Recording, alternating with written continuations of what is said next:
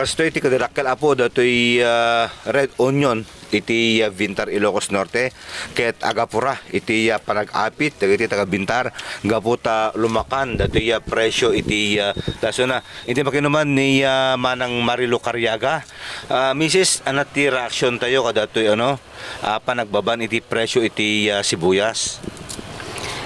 Ti pinagbabati sibuyas sir ket no kumabalbalin ko sir hami kayat kumata malugi kami unay ti dete gastumi ta ado ti gastumi manipod pelat pinagbunobon aging gati ata makabulan nga isibsibugan mi sir sa tuno masibugan mi iyakar mi man intay ada aplagnan agpamula kami ket titangdan ti half day 250 sa kapag meriendaen ket adot gasto mi sir sa ti abono na kangingin na pay iso ti pagrigatan mi nga agtaltalon ket no mabalbalin ko oray 250 ti sibuyas ta narigat kami nga agtaltalon no hami nga ingi na ti produkto mi.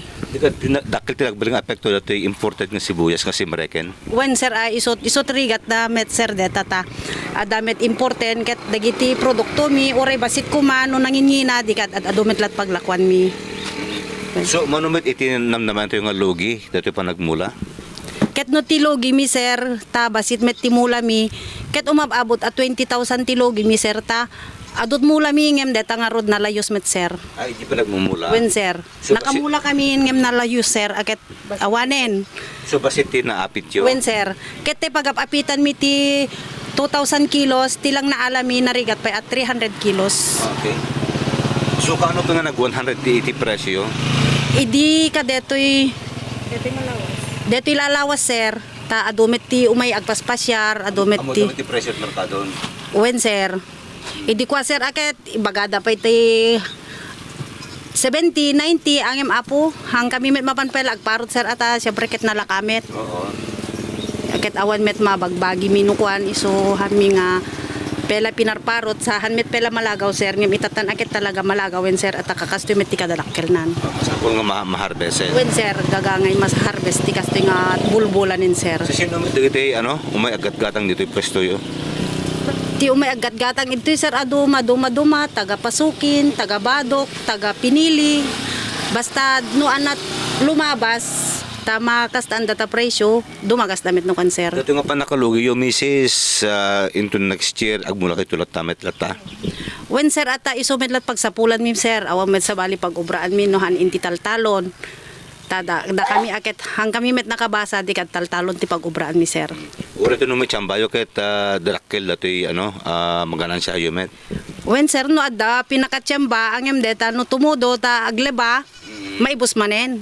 Okay. Di ka gumatang kami tumanen atahan met akas lakana ti bini. Okay.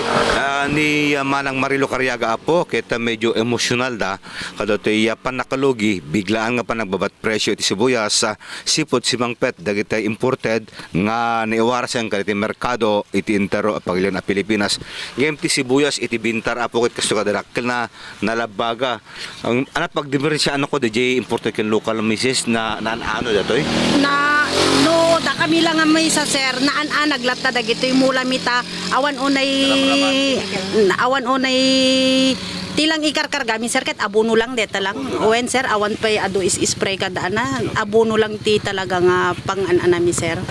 Okay, iti barangay 17 apo dito mismo nga area ket taltalon at dalang iti pwesto da nga naipasdek nga isuntatan iti agbalin nga trading post kada iti produkto iti Bintar Ilocos Norte. Para iti balitang Ilocos Online, Dennis Gabriel Alipio. Daito iti Balitang Ilocos Online.